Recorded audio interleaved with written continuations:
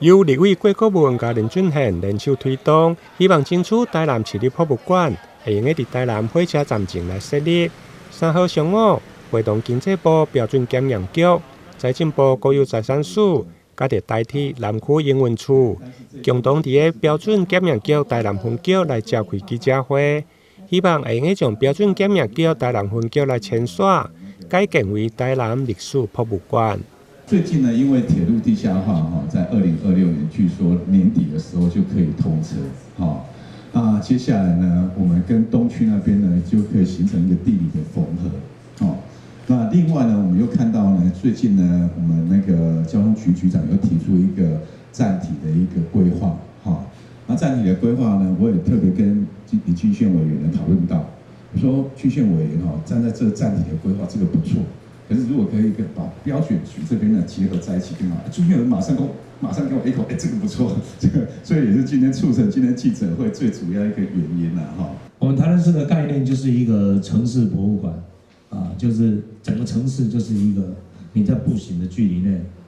你每个地方处处有惊喜，你都可以看到不一样的地方，尤其标准局这个现在我们所在这个位置，基本上就是离火车站的对面嘛，也就是说，这个应该完全要纳入在我们未来的火车站愿景改造里面。那我们市政府的交通局和文化局谢局长这边应该也有相当的一个想法和规划。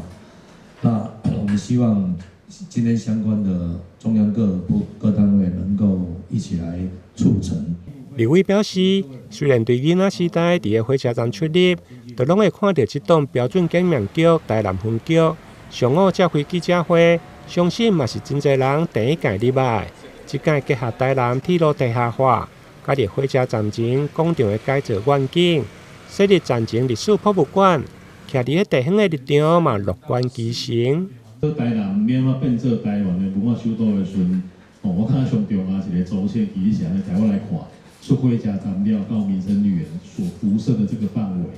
它几乎就是一个代表台湾历史跟文化多样性的一个很重要的区域啦。然后委员提出的这个想法，我觉得是有这样子的一个呼应世界的潮流，那么回应一个台南作为台湾的文化首都的这样子一个愿景。现场议会包括中央甲地方的官员、民意代表拢表示支持。如果该计划顺利，国有财产署甲伫标准检验局